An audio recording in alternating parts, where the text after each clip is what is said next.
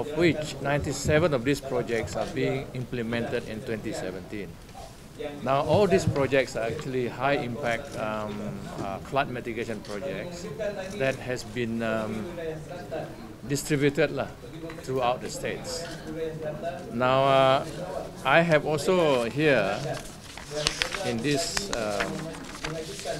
press release kit that we have also obtained sources from other money from other sources, for example, like federal department from federal ministry, from KPKT, and also from the Ministry of Natural Resources and Environment here.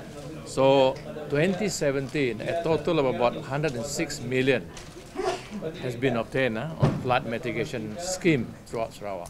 Now these exclude those which are implemented by JKR and also which will be given in 2018 and 2019. And I have also mentioned earlier on that SASTOM, what do you call it in full?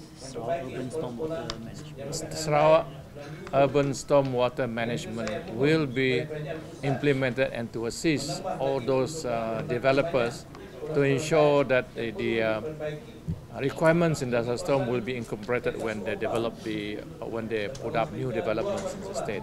So that in the case of SASTOM, we want to manage the the rainwater at source, meaning we use retention and preservation rather than letting it goes downstream and causes flash flood everywhere in town. So we want to manage them upstream at the source so that the flow of water downstream will be lesser, much lesser.